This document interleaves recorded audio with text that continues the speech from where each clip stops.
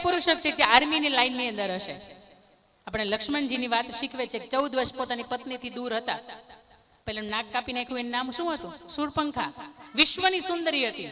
એ ત્યાં ગઈને એનું કીધું કે તારી પત્ની તો તારી સાથે નથી, કે તું મને અત્યારે થોડીક વાર માટે પસંદ કરીને લગ્ન કરી દે, તેમાં મારે નવાઈ નથી. ત્યારે લક્ષ્મણજી એવું કીધું હતું કે મારી પત્ની ત્યાં મારી ઊંઘ લઈને સૂતી છે, અને એને હું વફાદાર ન રહું ને તો 14 વર્ષનો મારી ભાઈની સાથે વિતાવેલી મેં ક્ષણ છે ને એ વાહિયાત કહેવાય, પાણીમાં ગઈ કહેવાય. ભલે મારી પત્ની મારાથી દૂર નથી, પણ હું એનાથી વફાદાર હોવો જોઈએ. આ ABCD નો આ એ અક્ષર તમને શીખવે છે કે જીવનમાં ક્યારે પણ વફાદારી ન ચૂકો.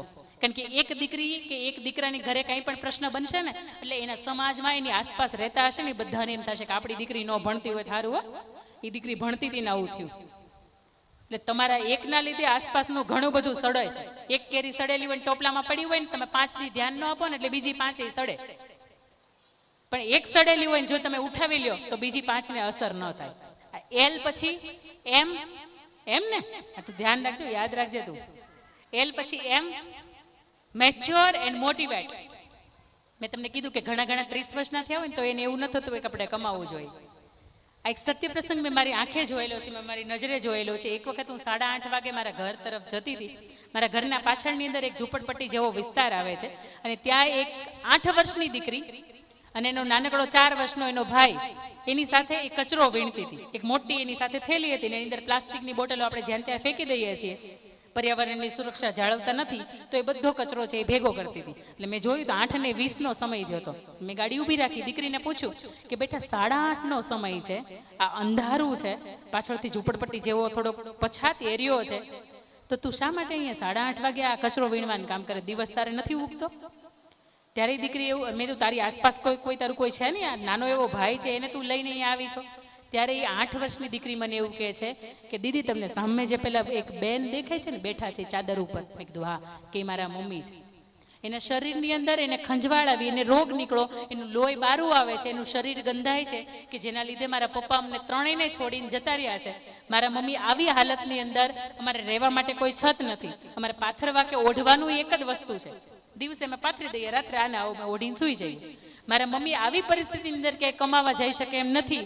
આખો દિવસ મારો 4 વર્ષનો ભાઈ ને હું 8 વર્ષની અમે ભેગું કરીએ છીએ, આખો દિવસ કચરો વીણીએ, પ્લાસ્ટિકનો, સ્ટીલનો, લોખંડનો જે પણ કચરો થાય અમે ભંગારવાળાને ત્યાં આપી આવીએ, અને ભંગારવાળો અમને દિવસના 60, 70 કે 80 રૂપિયા આપે.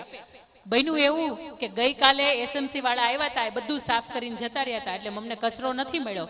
પણ આજે અમે કચરો વેળીને દેવા જશું, સાંજે 8:30, 9 વાગે કે દુકાન બંધ થઈ જશે, અને ત્યાંથી જો એમને 50 રૂપિયા આપશે ને તો અમે 2 કે 3 વડાપાઉં લાવશું અને અમે અહીંયા ખાશું. 8 વર્ષની દીકરીની મેચ્યોરિટી તો તમે જુઓ. આપણા દીકરાને ક્યારે એવું નથી થતું કે મારા બાપની ગેરહાજરી છે તો મારે કમાવવું પડશે. ત્યારે સમજજો કે તમે ગમે એવડી ઉંમરમાં હોય, તમને તમારા મમ્મી પપ્પા 100 કે 200 રૂપિયા 500 રૂપિયા વાપરવા આપતા હોય તો એનો મતલબ એવો બિલકુલ નથી કે આપણે 500 વાપરી નાખીએ. ક્યારેક ગલ્લાની અંદર 400 રૂપિયા નાખજો, આખા મહિનાના માત્ર 100 રૂપિયા વાપરજો. એ 400 રૂપિયા ભેગા થાય, 1 કે 2 વર્ષના અંતે તમારી ફીસ હોય 20 કે 25,000, 5,000, 10,000 જેટલી પણ હોય, પપ્પાને એવું કહેજો કે 6 મહિનાની પપ્પા તમે ફી ભરો, 6 મહિનાની ફી હું ભરું છું. બાપને અહીંયા ટાઢક થાય કે મારા સંતાનો આવા છે. અમુક જગ્યાએ તમે જોવો, અમુક બાળકોને તમે જોવો ને ત્યારે એમ થાય કે આટલું એવું બાળક આટલું બધું કરતું હશે, પણ એની માથે જવાબદારીઓ આવે છે ને એ શીખવે છે. એમ મોટિવેટેડ એન્ડ મેચ્યોર, બહુ નાના હોય ત્યારથી મેચ્યોરિટી. કેટલા બહેનો અહીંયા એવા બેઠા છે જે પોતે 5મું કે 6ઠું ભણતા ને, લગ્ન થઈ ગયા ને દીકરા ઘરે છે, 5મું કે 6ઠું ભણતા ત્યારે રોટલા બનાવતા. હાથ ઊંચો કરજો. આજની જનરેશનને આ જોવા જેવું ખરું. કેટલા એવા હતા 5મું, 6ઠું, 7મું ભણતા ત્યારે ભેંસ કે ગાય દોતા હતા. હા ને? હા. હવે તમારી દીકરીઓને કદાચ એવડી ઉંમરની અંદર તમે નહીં શીખવાડી હોય, પણ શીખવાડજો કે તમે ક્યારેક ન હોય ને ત્યારે 2 રૂપિયાની એટલે 2 મિનિટમાં બનનારી મેગી હોય ને એ એક જ ન ખાય. એ ઘરે પપ્પા કે દાદા કે બા હોય ને તો એ સરસ મજાની શાક ને રોટલી એને જમાડી શકે. કાંઈ ન આવડે ને તો પરોઠા શીખવાડજો, કાંઈ ન આવડે ને તો છેલ્લે થેપલા શીખવાડજો. આ તો સ્વિગી ઝોમેટો આવી ગયું, બધું બંધ થઈ ગયું છે, જાતે બનાવવાનું. આ મેચ્યોરિટી છે એ આપણા અંદર હોવી જોઈએ. એમ પછી એન, થોડાક આગળ આવી જાવ એટલે પાછળ ઊભા છે ને એમને થોડીક અગવડતા ન થાય. આપણે જે પાછળથી આવ્યા છે ને એક વખત એના માટે તાલીઓના ગડગડાટથી વધાવીએ કે આવ્યા છે, નકર ભજીયાની જે સુગંધ આવે છે પડ્યા રહે, તમારે મારે પાર્સલ લઈ જવા પડે. આવો થોડાક આગળ આવો, જેના લીધે પાછળ ઊભા છે ને એને અગવડતા ન પડે, એની સાંભળી શકે, શાંતિથી બેસી શકે.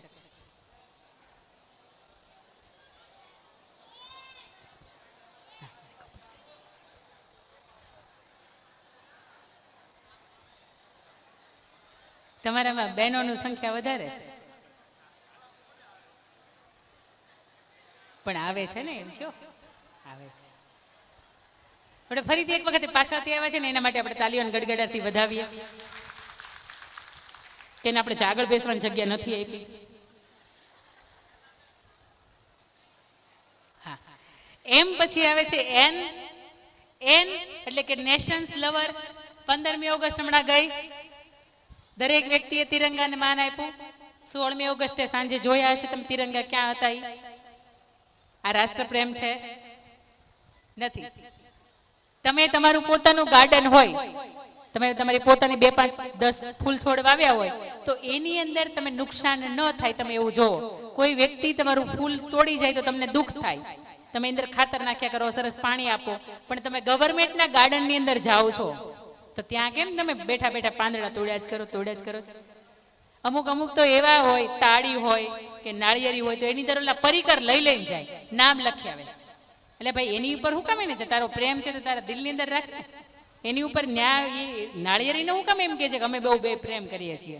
એટલે જ્યાં પણ તમને ગવર્મેન્ટની પ્રોપર્ટી છે, જે ગવર્મેન્ટનો જે વસ્તુ છે એની અંદર ક્યાંય પણ રીતે નુકસાન ન થાય તો એને પણ એક દેશ પ્રેમ કહેવાય.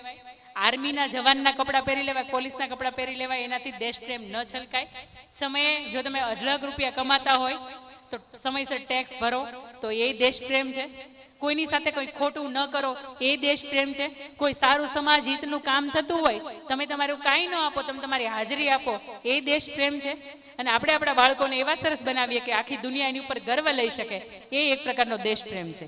એન પછી ક્યાં ગયો ભાઈ? એન પછી આવો, એન પછી ઓ આવે છે. મેન એટલે એક્ટિવ રાખ્યો છે કે એને મગજથી સતત એક્ટિવ રહે. ઓ એટલે ઓપ્ટિમિસ્ટિક. આનો પણ શબ્દ કદાચ તમારા માટે આ શબ્દ નવો હશે. ઓપ્ટિમિસ્ટિક નો મતલબ એવો થાય કે આશાવાદી. બાળક ગર્ભમાં હોય, તમને આશા જ હોય કે 9 મહિના પછી એનો જન્મ થશે. આશા છે ને એ જીવંત રાખે છે, ને એના માટે ગુજરાતીમાં સરસ કહેવત છે કે આશા સૌની અમર છે. જે ઘરેથી કોઈ એવો વ્યક્તિ હોય કે જે સૈનિક હોય અને જે દેશની સરહદો જો આવતી હોય એની ઉપર લડવા ગયો હોય તો એની બેનને પૂછો ને કે તારો ભાઈ આવશે, તો એ દિલથી એમ કે હા મને આશા છે કે આવશે જ. એના પત્નીને પૂછો ને તો એમ કે મને આશા છે એ આવશે જ. આ આશા હોવી ને એ જ તમને જીવંત રાખે છે. એક આદિવાસી બાળક હતું, એ રોજ જુએ કે ફુગ્ગાવાળો આવે છે. રોજ ફુગ્ગો છે ને ઓલો ફુગ્ગાવાળો હોય ને એના ફુગ્ગાનું વેચાણ થાય ને એટલે એક ફુગ્ગો રોજ ઉડાડે. એટલે હિલિયમના ગેસ ભરેલા ફુગ્ગા હોય ને એટલે બધા બાળકો આવે ત્યાંથી ખરીદે. એક કાળા કલરનો ફુગ્ગો એવો હતો કે જે ક્યારેય ન ઉડાડે. એટલે આદિવાસી સમાજનો બાળક હતો, એ શામ હતો. એટલે એને ફુગ્ગાવાળા પાસે આવું પૂછ્યું કે આ બધા જ ફુગ્ગા ઉડે? એટલે પેલો કે હા. એટલે કે કાળા કલરનો ફુગ્ગો છે એ ઉડે? એટલે પેલાને ખબર પડી કે શું પૂછે છે. એટલે ફુગ્ગાવાળો એવું એને કહે છે કે બેટા કાળા કલરનો ને બધા જ કલરના ઉડે. બધા ફુગ્ગા ત્યારે ઉડે કે જેની અંદર કંઈક છે, અંદર હિલિયમ હોય તો ફુગ્ગો ઉડે, નકર તો ફુગ્ગો નીચે પડી જાય, અંદરથી હવા વહી જાય તો. દરેક વ્યક્તિ છે ને એની પાસે ઉડવાની ક્ષમતાઓ છે.